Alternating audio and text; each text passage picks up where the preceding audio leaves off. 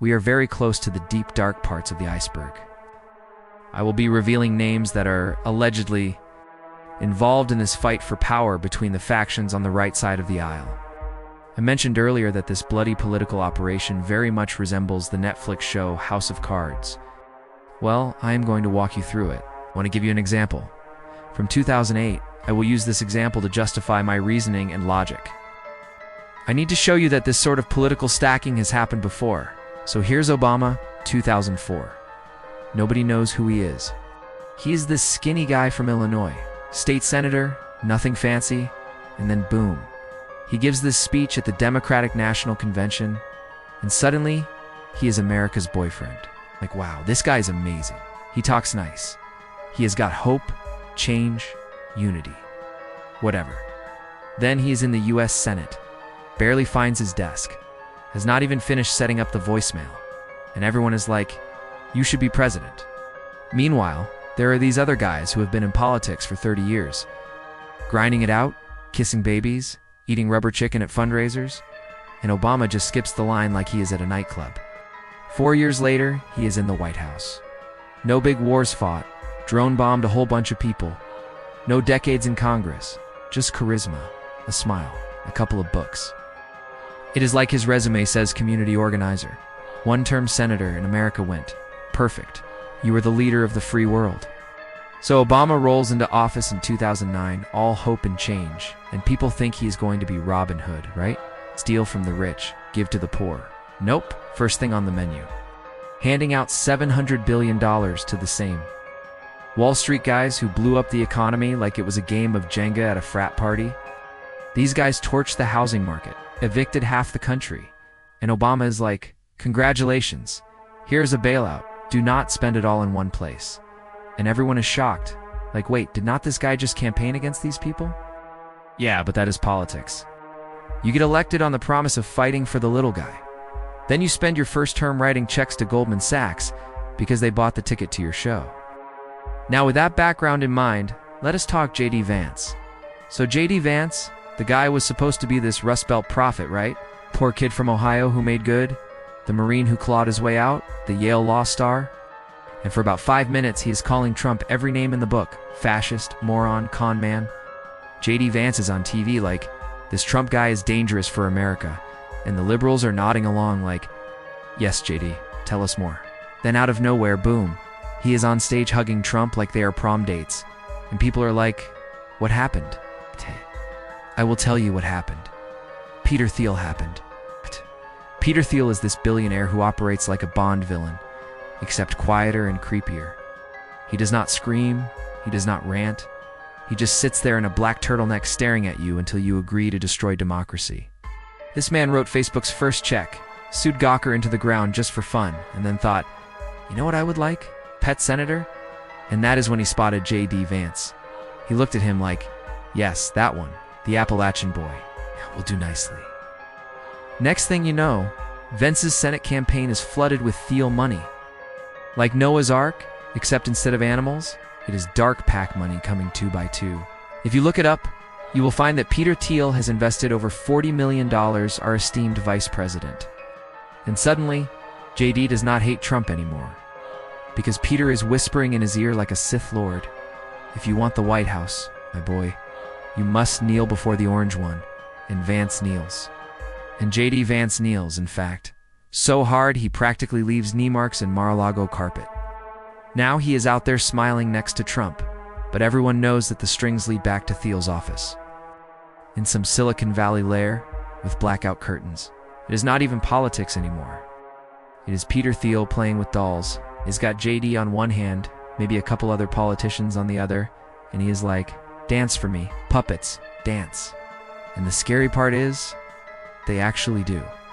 Now I am revealing the factions. I have brought up some powerful names, and I have given you a proper introduction to my logic and reasoning. So I am going to jump both feet into the cold water and swim to the bottom of this iceberg for you. Hope that I make it back alive. Let us go.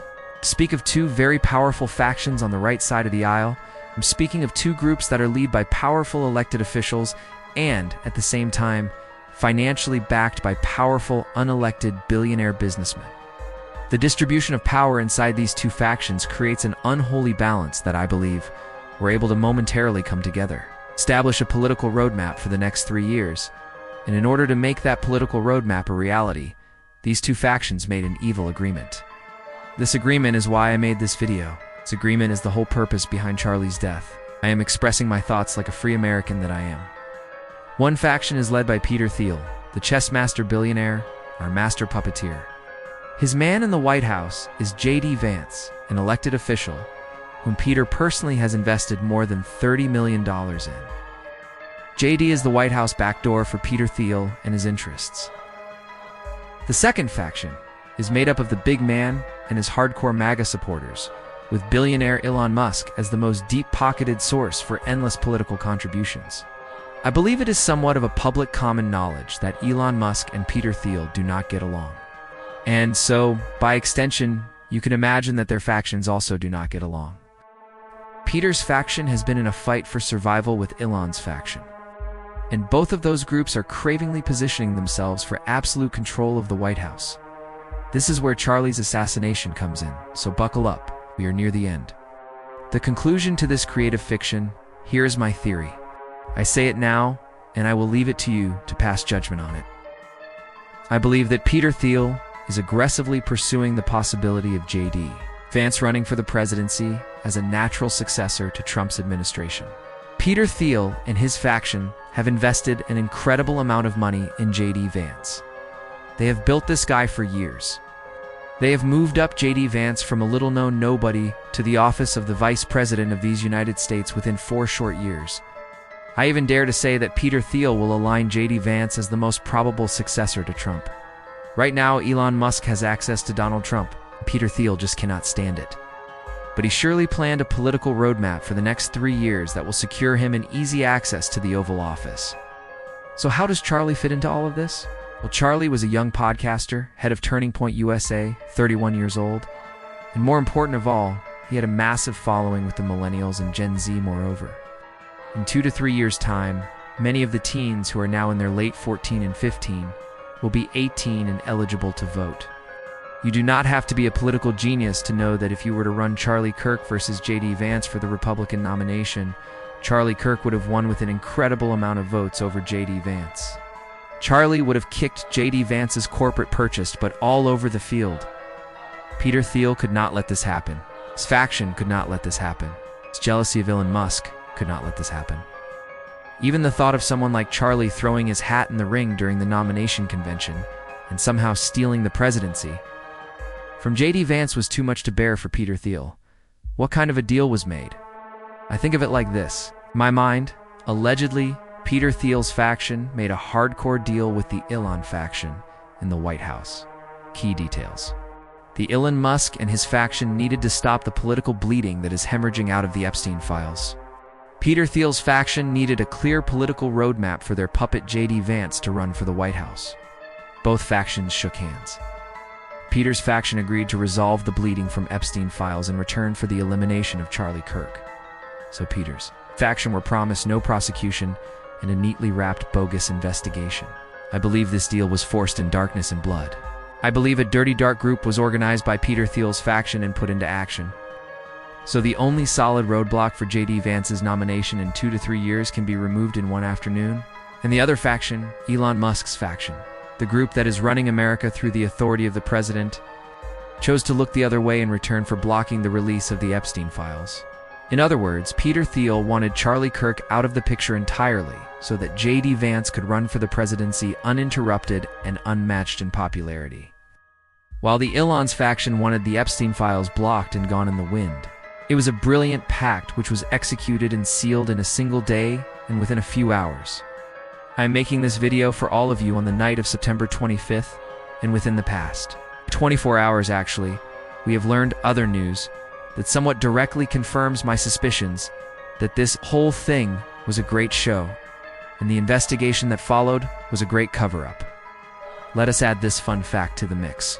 Shortly after the Senate blocked the release of the Epstein files on the very day of Charlie's assassination, Kash Patel, Mr. Justice himself, went in front of the House committee, and as brave as he could get, He said that there is no such thing as the Epstein client list, said that no names exist, and all those poor underage girls were trafficked to nobody. Like we are here sitting like dumb adults, and we are supposed to imagine that those underage girls climbed onto the Lolita Express by themselves and went wild on a joyride, or rather a joy flight between Epstein Island and the US. The entire thing was pre-manufactured. The suspect, the footage, the autopsy report, and all other relevant information was already planned, staged and ready at hand upon FBI's investigation. The FBI's investigation into Charlie Kirk's shooting is the kind of performance art you only get when the government decides to cosplay as detectives. First, they kicked things off by arresting the wrong people. Not just one wrong person, too. Because why stop at one innocent life ruined when you can double down? It's not an investigation, that's a raffle. And then, when everyone thought maybe they'd start actually doing some police work, the entire case just shows up at their office like a Grubhub order. Neatly packaged evidence in a manila envelope, tied with a bow, and because it's the FBI, probably with a couple of hookers included, just to really sweeten the deal. It's less law enforcement and more white elephant gift exchange. And let's not forget the magical note from the shooter. The note the FBI never had. Somehow they still knew exactly what it said. That's right, they've gone full psychic hotline. The Bureau has evolved past paperwork and evidence. Now they just manifest crime scenes with positive thinking. We never recovered the note, but trust us, it said exactly what we needed it to say at this point. The FBI isn't investigating anything, they're writing fan fiction about reality. The whole thing reads like a bad improv show. Yes, and the shooter's note definitely proves our theory. Clap, clap, clap, bravo. This isn't a bureau, it's a clown car. Every time the door opens, 20 more guys in cheap suits tumble out, holding empty notepads, and congratulating each other for solving a crime that somebody else already solved for them. With the Elon faction's approval, the faction that is the head of the federal authorities and intelligence agencies. What could have stopped Peter Thiel from snatching Charlie Kirk's life and so clearing the path for J.D. Vance's political rise to the presidency? Let's call it for what it is, my creative fiction.